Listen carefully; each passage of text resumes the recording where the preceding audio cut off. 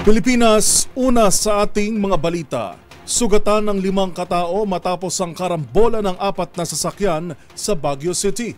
Batay sa inisyal na investigasyon, nawalan daw ng preno ang van na siyang nagpasimula ng aksidente. Magbabalita si Romy Gonzalez.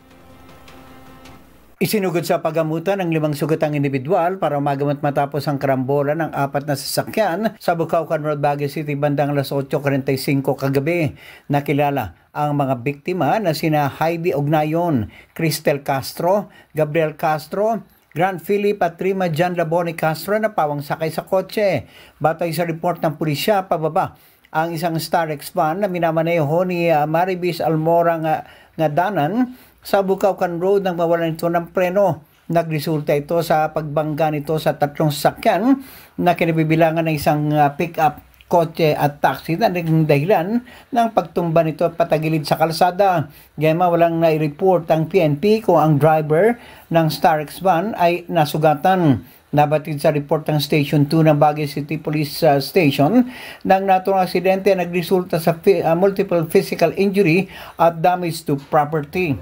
Inimbestiga na ngayon ng Traffic Enforcement Unit ng Baguio City Police Office ang naturang aksidente. Ito si Aris 41 Romy Gonzalez para sa DZRH. Una sa Pilipinas, una sa Pilipino.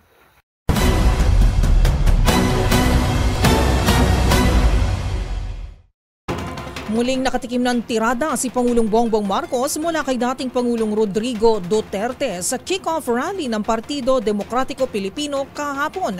Sa harap ng publiko, muling pinasalingan ni Duterte si Marcos bilang isang drug addict. Yan at ang senatorial slate endorsement ng PDP laban, alamin sa ulat ni Kyle Bulyas. Marami kasi sila. Ano dapat ang gawin natin? Di, patayin natin yung mga senador ngayon para mabakante.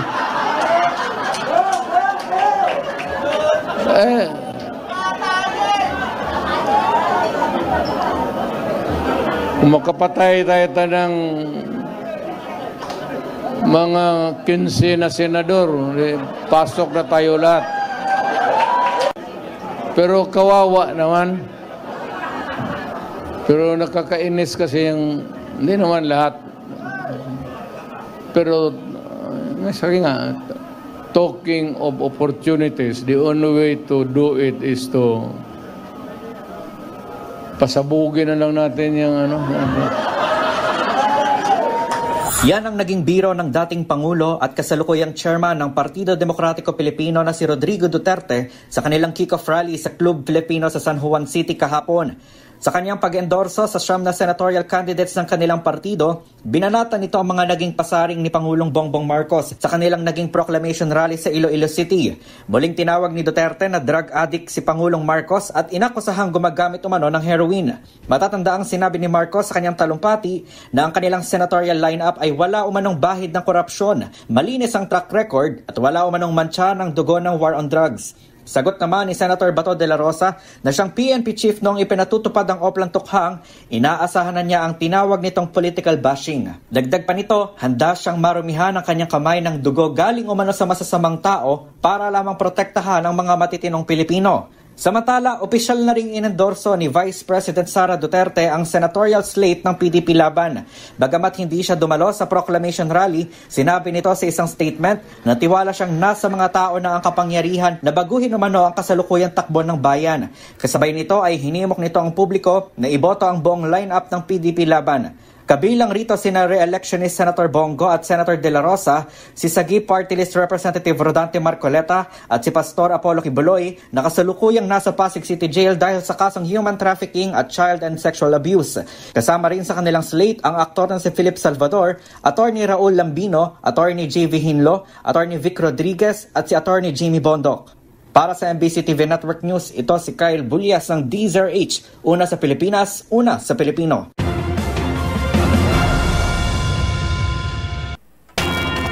Nagkalat naman ang mga bigas sa kalsada matapos humambalang ang isang truck sa Northern Samar. Yan at ang iba pang mga rumarapidong balita mula sa probinsya hatid ng iba't ibang istasyon sa ilalim ng MBC Media Group. Bumaliktad naman sa gilid ng National Highway ang isang delivery truck sa bayan ng Mapana, Southeast Samar na maghatid sana ng mga bigas doon sa kanilang customer. Ayon sa report ng Municipal Disaster Risk Reduction and Management Office na wala ng kontrol ang nasabing truck kung saan matarik at madulas ang kalsada. Hindi kinaya nitong truck at nawalan ng kontrol ang driver at bumaliktad ito sa daan. Nagkalat naman sa daan ang kargang mga bigas. Agad naman na rumisponde ang Municipal Disaster Risk Reduction and Management Office ng Mapanas at pinagtulungan na mahatak itong truck. Ayon kay MDR Mohed Mapanas Jugahutos, walang naiulat na sugatan sa nasabing insidente. Patuloy naman na pinag-iingat ang mga motorista sa pagmamaniho kung saan madulas ang kalsada dahil sa patuloy na nararanasan na pag-ulan sa buong lalawigan. Mula sa MBC Network News, RH34 Chain, Galit Bantayan, una sa Pilipinas, una sa Pilipino. Balita mula sa Davao City. Kalabuso sa kulungan ng 4 na lalaki matapos mahuli sa isinagawang drug bypass operation ng kapulisan sa Purok 3 Dato Bago Street, Bangkiruhan, Davao City, alauna na madaling araw, Pebrero 13, 2025. Target sa nasabing operasyon ang isang alias Bibi na nabilhan ng isang pakiti na nagpanggap na pusher buyer na pulis, habang naaresto naman na mga operatiba ang mga kasamahan ng sospek na sina alias Asraf, alias Sailani at alias Junid na naaktuhan na nag-shabu session. Nakumpiska sa kanilang posisyon ang mga pakiti ng shabu paraphernalia, isang kaliber 9mm Norenco at mga bala. Kasong paglabag sa Republic Act 9165 o Comprehensive Dangerous Drugs Act of 2002, Republic Act 10591, Illegal Possession of Firearms at Omnibus Election Code of the Philippines. Para sa MBC TV Network News, ito si June Suter, una sa Pilipinas, una sa Pilipino. Nagbalintine sa loob ng piitan ng Urdaneta City Police Station ng isang 21 anyos na binata matapos itong maaresto. Sa ulat ni OIC Chief of Police Lieutenant Colonel Romil Bagsik, alas 9:45 ng gabi nang maaresto ng kanyang mga tauhan sa poblasyon Urdaneta City ang 21 anyos na si alias Usting, top 1 most wanted person city level na naharap sa kasong statutory rape. Ang pagkakadakip sa suspect ay sabi siya ng warrant of arrest na nilabas ng presiding judge ng Family Court First Judicial Region Branch 16 Urdaneta City. No bail bond recommended. Para sa MBC TV Network News, ito si Freddy Fajardo, RH34, una sa Pilipinas, una sa Pilipino.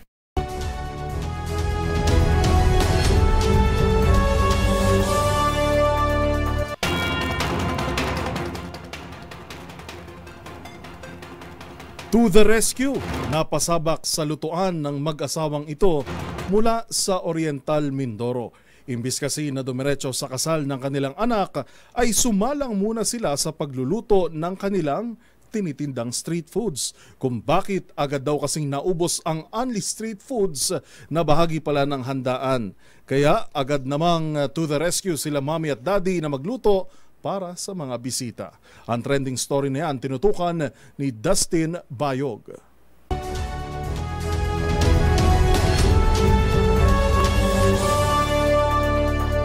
Natunayan na mag-asawang sina Mami Mary Jean at Daddy Art Panganiban na laging maaasahan ng magulang, lalo na para sa kanilang anak na ikakasal. Bago kasi dumalo at makita ang I do vows ng kanilang anak na si Eileen at ang asawa nitong si Renzon, ay napasabak muna sila sa lutuan ng street foods with their wedding outfits. Bahagi kasi ng handaan ng only street foods, tampok ang sikat na fishball, kikiam at kwek-kwek, na insilang kila Mami at Daddy dahil sa kanilang food park business. Ang video na iyan na in-upload ng content creator na si Lester John sa TikTok ay thumbs up naman sa mga netizens. Habang ang isa naman na ito ay bigla naman nag-crave ng street foods. Dagdag naman ng uploader, mabilis na ubos ang street foods kaya hindi na nagatubili ang dalawa na magluto ulit bago dumiretso sa kasal. Pero sa huli ay masaya ang naging kasalan at success din si Daddy Art na maisayaw ang kanyang anak na si Eileen. Para sa DZRH TV, ito si Dustin Bayog. Una sa Pilipinas, una sa Pilipino.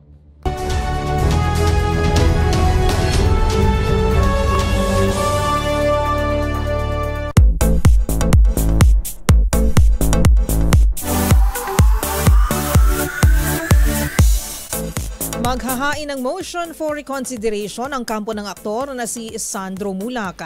Kasunod ito ng pagkakabasura ng korte sa isa sa dalawang kasong may kinalaman sa pang-aabuso na nakasampa laban sa independent contractors ng Kapuso Network.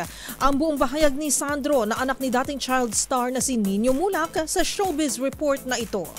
Lalaban hanggang huli. Yan ang pahayag ng aktor na si Sandro Mulak kasunod ng pagkakabasura ng korte sa isa sa dalawang kasong isinampa laban sa independent contractors ng GMA na sina Jojo Nones at Richard Cruz.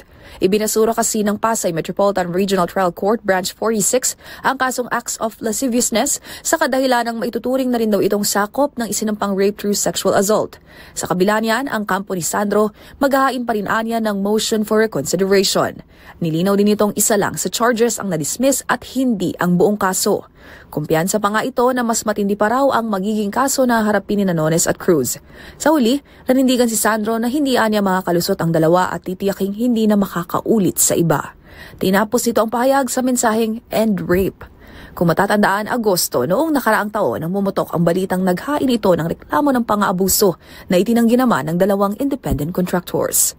Para sa MBC TV Network News, ito si Angelica Cosme ng DZRH TV, una sa Pilipinas, una sa Pilipino.